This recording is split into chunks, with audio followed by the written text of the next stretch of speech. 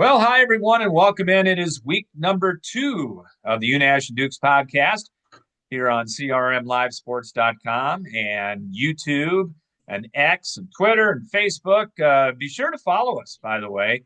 Scott Unash, he's Mark Dukes. Mark, tell them where they can follow us at. Let them know. Let the peeps know. Well, on X, you can find us at Unash and Dukes, all lowercase, very simple. We have a Facebook page and we have an email address, unashanddukes@gmail.com. So I encourage you to reach out. Want to hear from you and want to be a friend of the show? Let us know.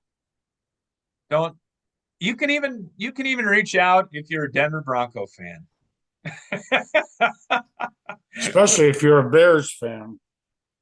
Who completely may have wrecked our season, but we wrecked it more than anybody did. But you are proudly wearing your Chicago Bears hat. By the way, first place Chicago Bears, right? I thought I'd brighten up the day by wearing the orange hat. Orange, I'm not orange. I don't like orange. I like this orange. And I thought I'd wear it while I could because with the remaining schedule, it doesn't look good. I'm not naive, okay? But it's all good right now. All good right now, as long as you keep winning. It's not how you win, it's just that you win. And Bears are doing it. Denver Broncos are doing it. A lot of teams are doing it. One team not doing it right now, unfortunately, if you're a Hawkeye fan, is the Iowa Hawkeyes. And before we get into that, a big thanks to our presenting sponsor, Emo's Hideaway on First Avenue Southeast in Cedar Rapids. They're right across from the Lindale Mall, next to the Home Depot. And thanks to Chris and Jamie and Nate and everybody over there. Do appreciate it. Stop on by. The Cuban is delicious. The Hawkeye is very good as well. Anything is very good on the menu. Big thanks to Bim Ritter Sportswear as well, Kurt Gustafson Agency of American Family Insurance. And also a big thanks to our friend Dr. John Woolner, jumping on board this week. And if you'd like to be a sponsor, please get a hold of us at the address that you told them earlier, Mark. Yeah, no doubt about it. There's room on the bandwagon, right? There's room. There's always room for one more on the bandwagon. We And appreciate all those people. yes, we do. And we'll hear more about them coming up here in just a little bit. Well, no better place to start, I guess, than the venerable Los Angeles Memorial Coliseum on Saturday afternoon and evening. A rainy day. Who says it never rains in Southern California? It did. And it rained on Iowa's parade with the USC Trojans as they came from behind to beat the Hawkeyes 26-21 on Saturday. Fourth one-score loss. Iowa now 0-4 in one-score games this year.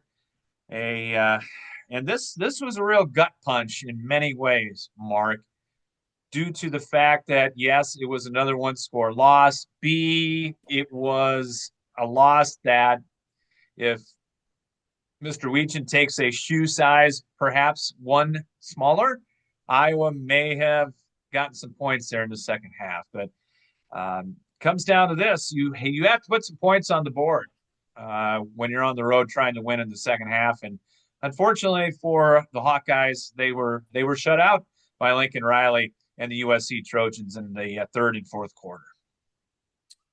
A lot of roads we can go down in this one, right? And you mentioned some of them. Many people have mentioned the officiating, which I don't particularly like to dive into, but I think we will a little bit. After the benefit of 2 days to think about this, the overriding thing that comes to me is the quarterback and receiver play of Southern California. Jaden Maeva delivered some absolutely terrific passes to Makai Lemon and Jacoby Lane. Between them, they got 17 passes. And if you remember, some of them were just, Iowa had underneath and over coverage, but they were just dropped right in. I mean, Lemon is 5'11", and he plays like 6'5".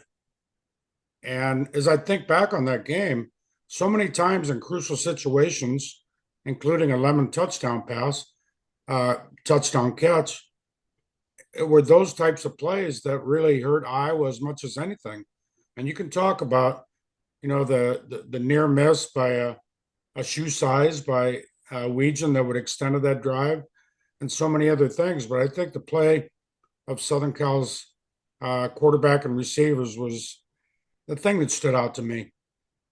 Well, and you're right. Miami was very good, and it wasn't bad coverage a lot by the Iowa secondary. They were in their spots where they should have been. Jane just threw a really good ball, and they've got two guys that are going to play receiver in the NFL in the next few years. Lemon's going to be a first rounder. Yeah, no doubt. They're both going to be in the NFL. Sometimes you have to doff your cap to the other team. And I think that on a lot of those passes, that certainly was the situation. If you would have told Iowa fans going into Saturday, hey, you're going to hold USC to 26 points, would Iowa fans have taken that? I would say yes. No doubt about it. USC had like 360 total yards. It was averaging 503. It wasn't a horrible defensive effort by Iowa. But once again, the quarterback and receivers came through in big ways. Southern Cal with King Miller and the other backs didn't pile up a ton of yardage, enough yardage that it was halfway efficient, but it wasn't a horrible defensive effort by Iowa. It was just that second half offense that just couldn't generate any points for whatever reason. And I have to say, you know as well as I do, Scott, that so many seasons, so many times, it comes down to a certain play, razor thin margins of error. And when was the last time you saw a ball ricochet off a receiver's knee right into a Southern Cal defender? An interception that led to the winning points for Southern Cal. You go back to the Iowa State game, and it was a tip ball that Gabe Burkle caught that extended Iowa State's drive that led to the win. And, the Indiana, in a different way, Iowa looked like it might win the game, decided to blitz, and Indiana had the perfect call, perfect route, perfect throw. The Hoosiers win the game. I mean, those things, it's just that much sometimes. And this season, it hasn't worked out for Iowa. There's been many seasons. I can think of seasons that Iowa won 4 or 5 games like this and ended up winning 10 or 11 games. But right now, Iowa's 6-4, and it's going to finish anywhere between 6 and 8 regular season wins. Yeah, and bowl destination, we'll think about that and talk about that coming up in a little bit. Defense, I think, like you said, holding Southern Cal to 360 odd yards or so. I think you check that box and say you'll take that. What has angered a lot of people is the fact that whether it was Tim Lester, whether it was Kirk Ferentz, whoever the case may be, Iowa came out and was very un-Iowa-like. They threw the ball around the Coliseum on Saturday and made inroads. And look what happened. 21 points in the first half. And then got a lead and it dried up. Kind of went back to, well, we're going to play this type of football. We're going to keep it away from you. Now, Iowa did run for 183 yards.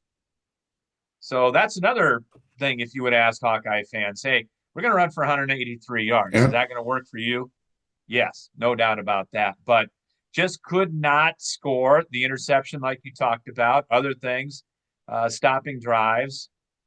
We'll get to what people think about the officiating in a little bit. But there was definitely a difference in play calling between the first half and the second half. And I think that's gotten under the craw of a lot of Hawkeye fans. Well, the Philly special only works once a game, maybe once a season, right? And it certainly worked in the first half. That was so much fun. You saw Reese Vandersee in high school pretty good quarterback, Really and good. he delivered that pass to Gronowski, and that was a lot of fun right there. But you're not going to see things like that probably the rest of the season. Maybe one other time, but um, just little things here and there that add up to Iowa not being able to score, and it was that interception um, that you know killed Iowa. No, not too many people are talking about the fact that Iowa lost two guards and a right tackle during the course of the game. Not that the backups are horrible, but you lose guys that have like 150, 200 combined starts, and that unit isn't the same as it was at the start of the game. Now, all three of those guys are on the two deep as starters this week for the Michigan State game. Those don't mean a whole lot as we've come to know, but um, a lot of aspects that you can't point to one thing in this game. I don't think. No, you can't. And that is also when you deal with the officiating, which is Mm-hmm. another factor that got under Iowa's craw.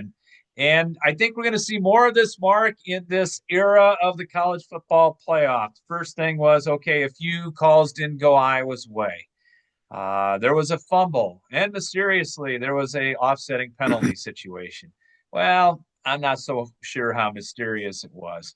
I thought it was, a clear violation right there. But the one that's getting on people's nerves is the call at the end of the game, the unsportsmanlike conduct with whatever, just over a minute to play. Now, first of all, if you are one of those people that is hung up on that, let's just say for just devil's advocate here, let's say there's no penalty. Let's just say, the unsportsmanlike conduct went away. I was going to get the ball back with about 5 seconds to go in the game. 99.9% chance that nothing is going to change, that USC is going to win the football game. But just having that call and having it not explained at the time, and everyone just in stunned silence. Okay, you called an unsportsmanlike conduct penalty on a what second or third down play at the end of the game. Where did this come from? Apparently, I don't know. It was a weird and odd set of circumstances for that call. That unsportsmanlike, I just kind of brushed that off because, as you described, even without that penalty, Iowa stood almost a zero chance of winning the football game. USC might have had to punt. Do you think they were going to punt it to Caden Weegan? No. Iowa had this many return yards in the game. Punt returns, kickoff returns, zero. And I guarantee you they were going to have zero return yards on that punt. And you talk about a Hail Mary, yeah, it could have happened, but very unlikely. So that unsportsmanlike, while strange, was inconsequential to me. What was consequential was seemingly obvious face mask on Kamari Moulton, basically twisted him around, would have gave Iowa a first down, and instead it was uncalled, and Gronowski threw the interception that went off Jacob Gill's knee the next play. I mean, that turned things, didn't it?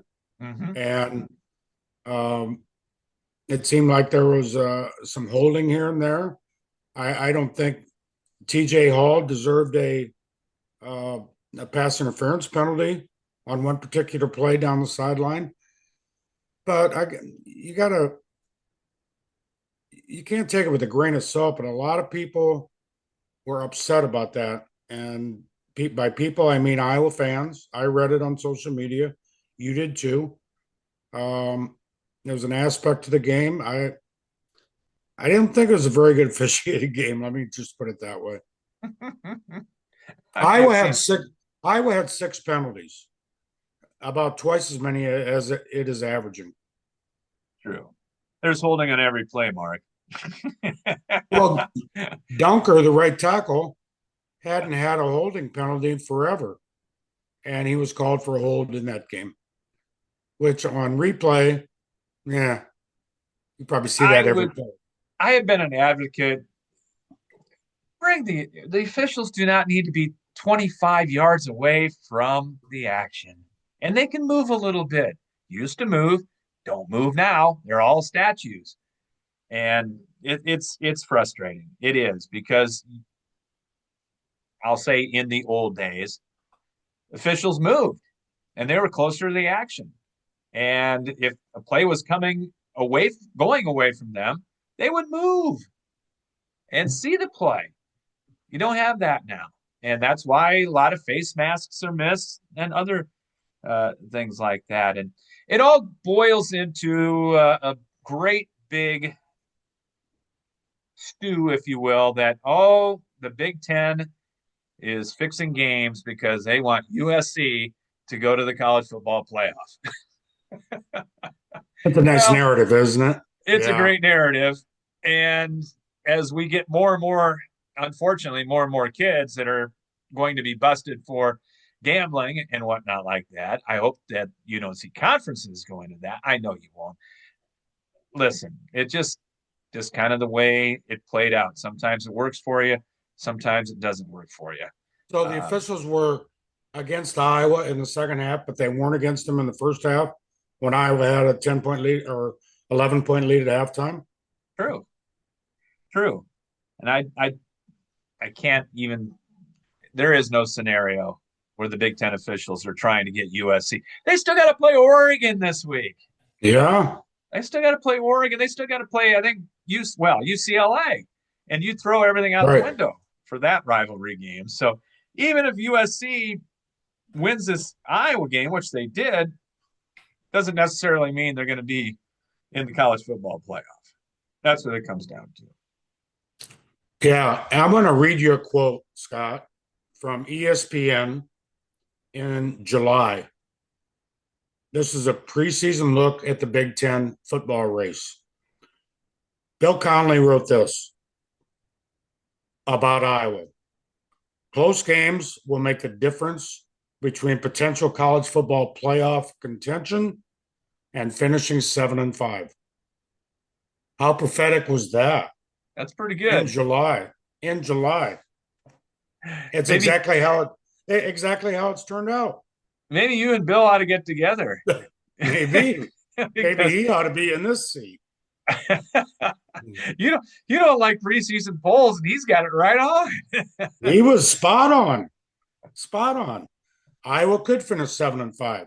I don't think it will, um, but it's just the way this season has gone. And Bill Connolly had it right on. Yeah, he did. And now, granted, you don't have to be Nostradamus or Holostradamus. We'll throw out a plug for Mike. I think he To has passed. Holostradamus has passed away. Has he? Okay. I haven't seen him. I haven't seen him He lately. hasn't been around for a while. Maybe he'll be reincarnated. I don't know, like Karnak the Great or what have you. But listen, Iowa plays close games. When it's a good season, Iowa wins close games. When it's not quite a good season, a 6-7, maybe even an 8-win season, Iowa drops close games. And that's what they're Yeah, doing this year. And now, like you said, you got to look to Michigan State. It's senior day, and it's a day where you have to win, basically. This football game against the Michigan State team that looked okay.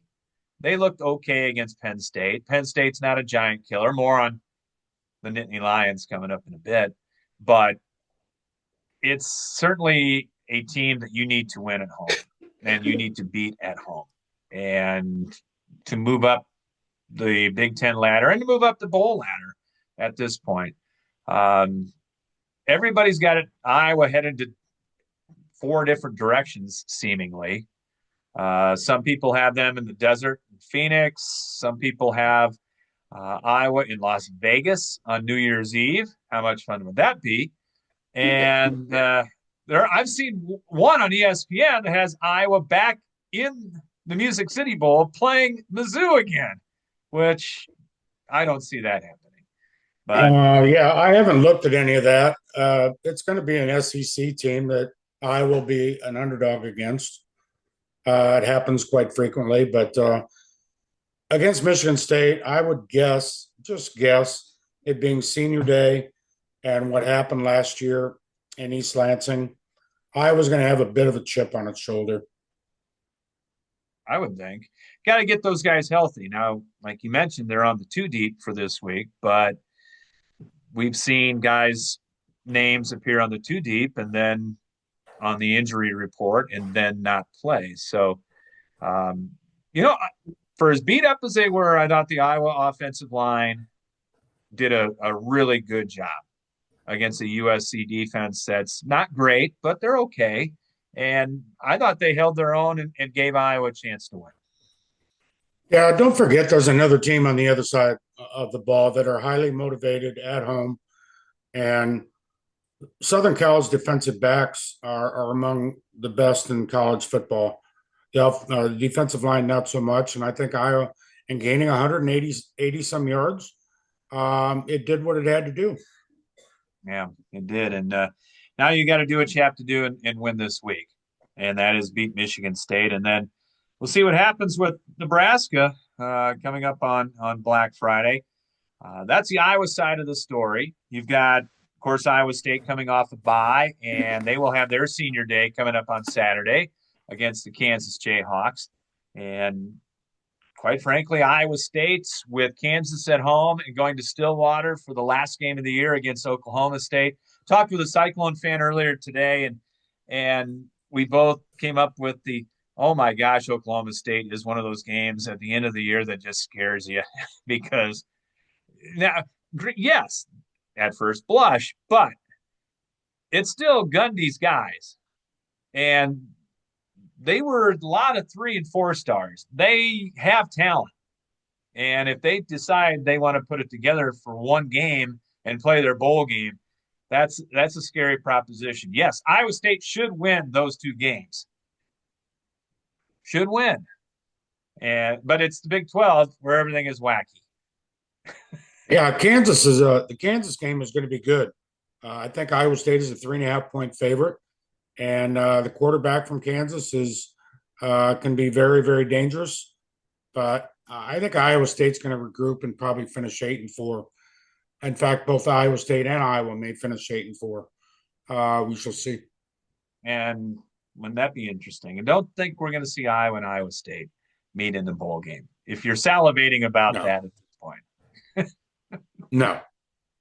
not going to happen. It was an interesting Saturday in college football. Couple of teams are pretty much in right now. The college football playoff. Georgia got in by virtue of their win over Texas. They've got, although Georgia Tech at the end of the year, it's always going to be tough, but they're done with their SEC schedule with only one loss. Alabama still looks good if they can beat their punching bag, and then Auburn in the Iron Bowl, they're going to be in. So you're going to have 4 SEC teams. We knew that going in. You're going to have more than likely 4 Big 10 teams as well. Notre Dame is in. They punched their ticket with a win. Are you buying Notre Dame, Mark? Because the Irish, they got a lot of good pub for going up to Pitt and beating what I think is kind of a middle of the road Pitt team in the ACC. But a lot of people thought and bought the fact that that was an amazingly good win for Notre Dame. They have a chance to get a bye, I think, now if things roll their way. Well, it's not a bad team. Notre Dame plays the type of schedule where they're going to play someone, it's either a really good team or a really average team, I think. I think Pitt was better than average. It was ranked, I think. I think Pitt was ranked, but Notre Dame's a pretty good football team. I don't think it's in the league of Ohio State or maybe Georgia, but it's going to be interesting to see what happens with Alabama. I know people there are crying about Kalen DeBoer and the job he's doing. Well, he just reeled off a bunch of wins after they opened the season losing to Florida State. and then they got beat this week. But I think they got a people. The Texas A&M and Texas game, I think this week is going to be very interesting because Texas got whipped by Georgia. And how about that A&M game? They're down 30-3 at halftime. You want to talk about Iowa fans being upset about Iowa blowing a measly 11-point halftime lead. 30-3, you're down, and you end up winning 31-30. South How about that? Carolina, when they have Sellards, is very, very dangerous. And I don't know They how. failed to score in the second half, too. Yeah, A&M had something to do with that, though. Yeah, Yeah. A&M, Texas. Texas can't get in with 3 losses. I mean, I don't see a path how. I'm looking at the Big 12. I'm looking at Texas Tech and BYU, and I think the question is how many ACC teams are going to get in. Notre Dame's going to be in. There's going to be at least 4 from the Big Ten. There's going to be at least 4 from the SEC. So there's 8, 9, 10, 11. Group of 5 team. We'll see. Group of 5 team. You can't forget about them. So there might be only. I don't see how you can keep BYU and Texas Tech out, even if they meet in the Big 12 championship game, and obviously one's going to lose. I don't see how you can keep them out. That's one reason I think you really ought to establish things before the conference championship games, because those games can swing things a tremendous amount. I mean, was it last year Oregon beat Ohio State in the championship game, and then Ohio State whipped them or beat them anyway in the college football playoffs? So I think that the championship games can taint things a little bit, and maybe it will result in someone being left out. I don't know. ACC, you're looking at Georgia Tech probably, and that's it, right? And they really don't want it because they keep having close games. I know. I mean, Clemson's not going anywhere. It's, at this point, it's they're, Miami. yeah, Miami, but they've got 2 losses that were kind of, okay. They can't afford another one. Georgia Tech, Yeah, I think it's going to come down to one ACC team. I really do. I do And too. and apparently no group of 5 team wants to play the SEC runner up in the first round because they all keep losing, except James Madison. Go Dukes, right? That's Oh, why, by and large, a group of 5 teams should not be in the college football championships. well, There's exception. There's exceptions, but I think this is one year that somebody's going to be left out and a group of 5 team gets in, and it just won't be right. yeah. Um, Before we get to talking about our sponsors and moving on a little bit, breaking news just coming down. Speaking Yeah. of the ACC, speaking of our friends in Happy Valley, their former coach, James Franklin, has his new landing spot, Mark. He is going to be the new head coach of the Virginia Tech Hokies in the ACC. And this was kind of the worst kept secret in college football over the last several days. But tell you what, I think a great spot for James Franklin because this is one of those programs that, yeah, they're big. Yeah, they're not too big.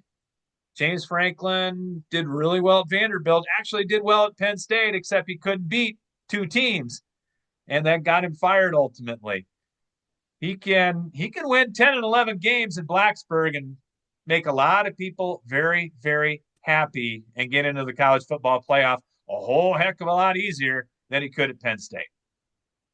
This reminds me, I need to bring my recycle bin in from the curb because that's what they do in college football, isn't it? Yep. By and large, they recycle people, and I think James Franklin is one coach you want to recycle. I think he got a bad shake at Penn State.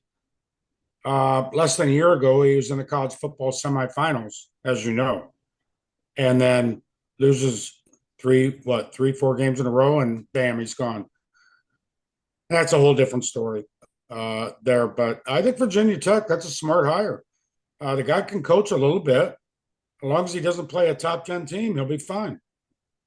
Might not have to in the ACC until the playoff, but we're not anointing him as the all beat all of the ACC coaches as of yet. But Dabo Sweeney, you know, he's probably his his sleep was deterred a little bit tonight, perhaps due to the fact that James Franklin is in Blacksburg. I don't know. Yeah. He's Uh, Franklin's just going to have so much less pressure on him, than he did at Penn State. Um, I think that's a big factor, and I think he'll do fine there. I really do. Other coaches haven't. I think Franklin will too. I agree. I agree.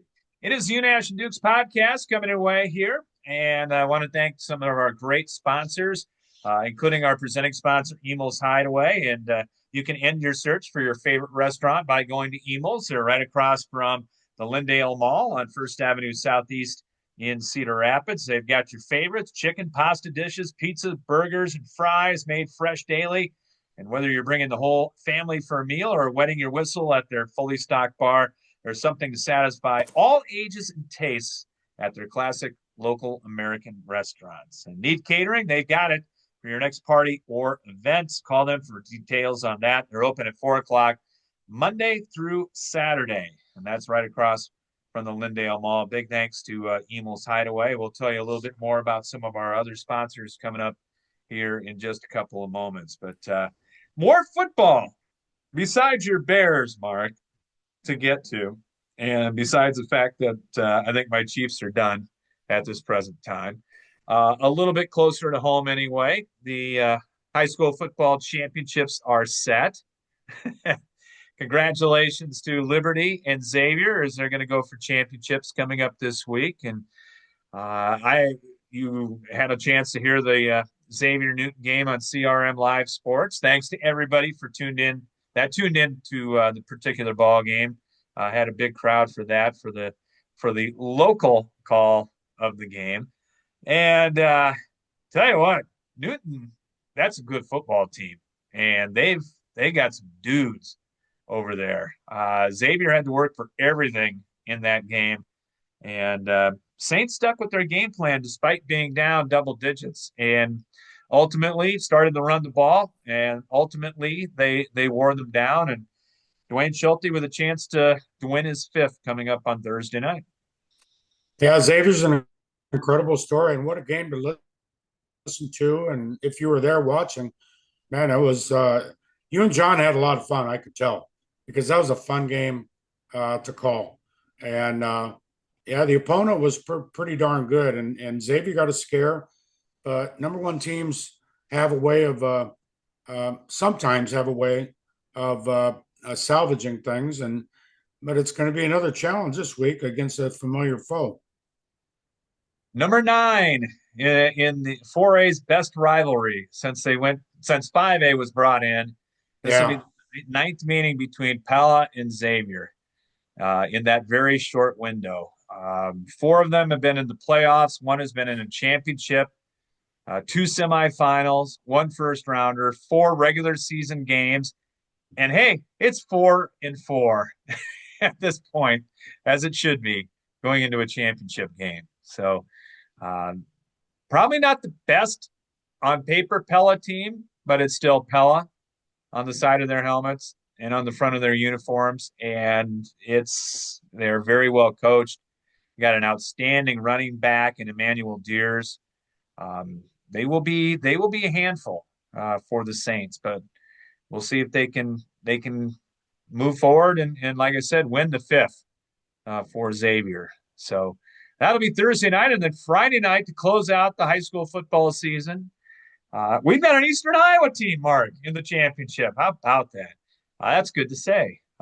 It will be Dowling and Liberty coming up, and Liberty is hey, add another CIML team on. They've beaten Waukee. They've beaten Southeast Polk. They've beaten Waukee Northwest. And now they're going to have to beat Dowling to win the state championship for Scott Chandler. But tell you what, pound for pound, inch for inch, I don't think there's a tougher guy in this state than Reese Reddick, the quarterback for Liberty. And let's see if he can do it one more time. It'll be tough. Yeah, it will be. I've seen him shred a team a time or two with his passing. Um, that's obviously a very good Liberty team. Chandler's done, excuse me, a great job there, as has Ellsbury at Iowa City Regina, which we'll talk about in a bit. But it's fun to see an Eastern Iowa team and not an all CIML final, as it has been far too many times, I think. Cedar Falls has had its day. Iowa City High has had its day. But I think a lot of people in Eastern Iowa are going to be rooting for Liberty. I would assume that would be the case. I think there'd be a lot of people in Central Iowa might be rooting for That could Liberty. be too. Yeah. Yeah. Yeah. knowing a little background. True enough. Uh, hello to our Central Iowa listeners, by the way, and viewers. we're just happy about that. And you mentioned Happy Regina. to join us anytime. Yeah. And you mentioned Regina coming through, stopping Grundy Center's 50-game winning streak. Think about that. I mean, we've talked in the past, Mark, about some of the great marks of high school sports. I mean, Wash, what they did in swimming, in boys swimming, winning all those district titles. But think that senior group at Grundy Center, Judge Jarofsky leading that the way, the Stanford golf signee, they had never lost a football game in their high school career until the semifinals of their senior year. And that is an amazing, amazing feat. At what, third longest streak in history in the state of Iowa in high school football. And it was a heck of a streak, no doubt about it. Yeah, and hats off to Regina. Two teams from Iowa City going for a state championship. That's exciting. And football was good in Iowa City this year with those two teams, Iowa City West.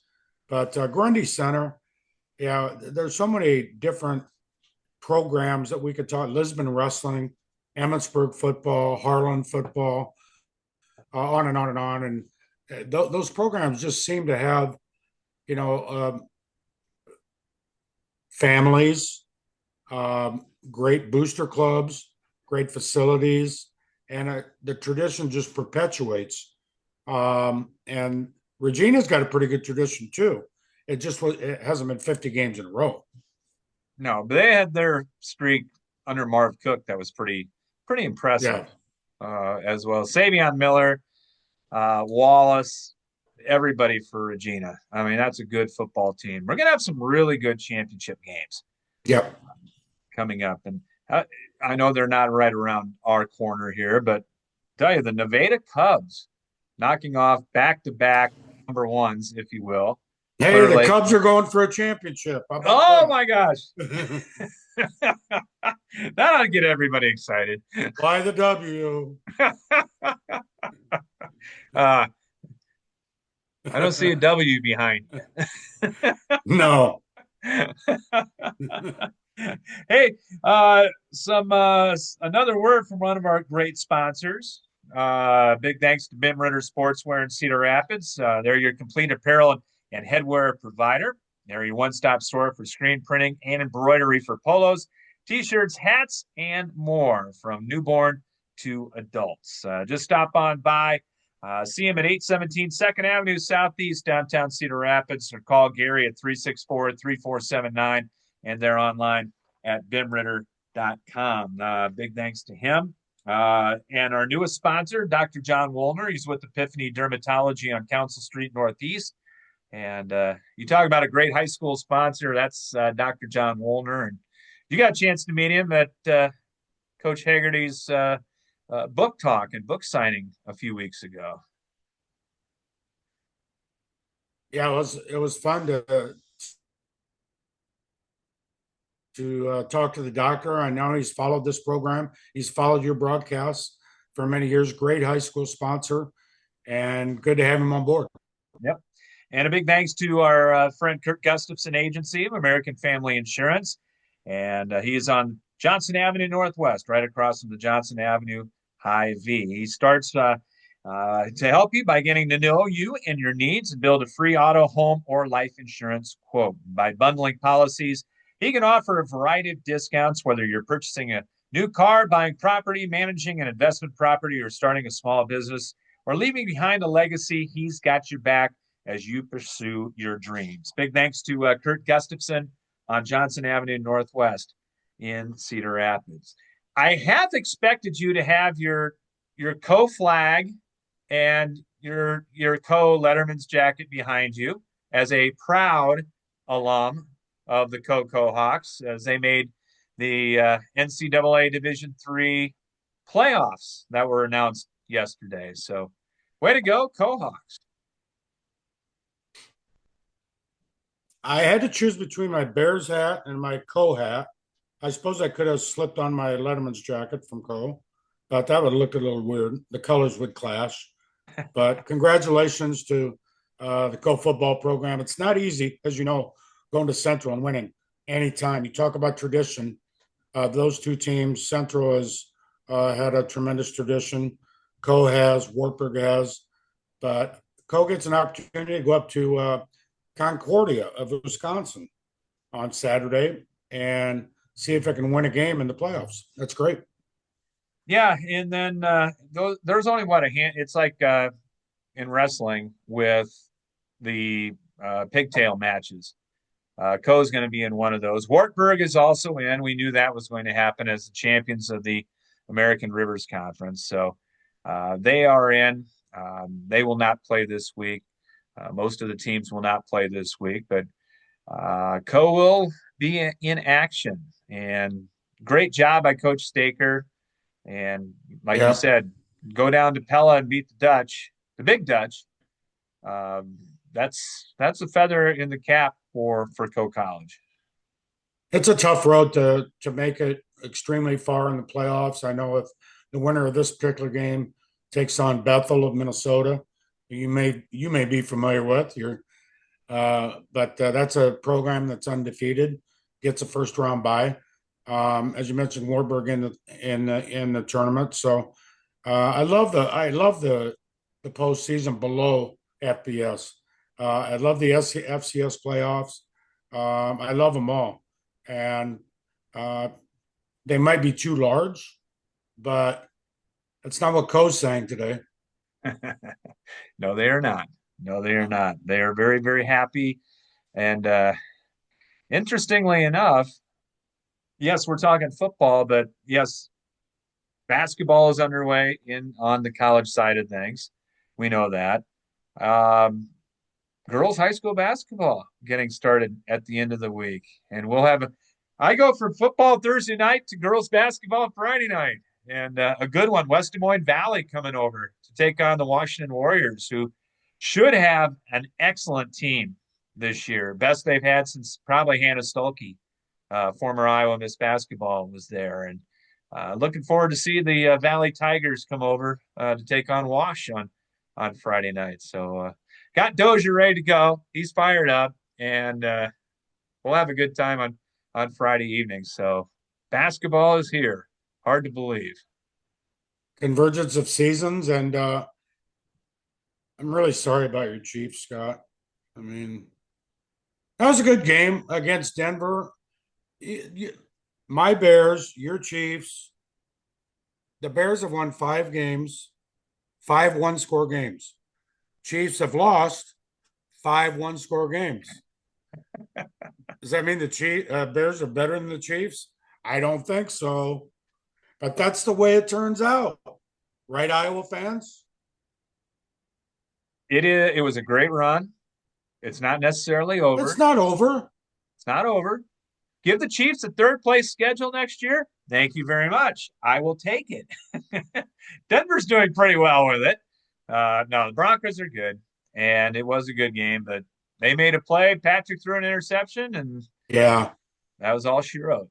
And too many of those mistakes this year for the Chiefs, but not going to win the division. They might get that seventh spot seed in the playoffs and have to go to Buffalo or Denver or Indianapolis again. But not going to go through go through that gauntlet. There will not be another consecutive AFC Championship game at Arrowhead this year. I'm going to Nothing go out lasts on a limb. forever, huh, Scott? Can't last forever. Can't last forever. All right. Hey, everyone's out there going, why didn't you talk wrestling, you guys? Well, we will on Wednesday. Mark Ironside back from Oklahoma will join us. A lot to talk about. That was a very interesting weekend down in Oklahoma. I've already taken notes, and Iowa didn't look very good in the championship match. Ohio State did. Some positives for the Iowa wrestling team, but not enough. I'm sure Mark Ironside would say. And if you think Iowa people are upset, how about Nebraska wrestling fans? Ooh, Because they got yeah. thumped by Ohio State in the semifinals. That thing wasn't even. Ohio State and Tom Ryan were the big winners of the weekend. Not only 200 grand, but they were the big winners, period, over the weekend. I think they announced their presence with authority, Cale Sanderson. It's early. It's only November, but very much looking forward to talking to Mark on Wednesday. Yep, we will do that. All right, big thanks to all our sponsors, our presenting sponsor, Emil's Hideaway, Dr. John Woolner, Kurt Gustafson Agency of American Family Insurance, as well as Bim Ritter Sportswear. And you can go into CRM Live Sports and listen to all the archived podcasts of the Unash and Duke podcast. You can do it there. You can go to YouTube. Please do, and leave a comment for us. We like to hear from you. Good or bad, we don't care. Now, hopefully good. All right, Mark, see you later on. Have a good week. You too. All right. You've been listening to the Unash and Dukes podcast. Thanks for tuning in here today. We'll talk to you next time.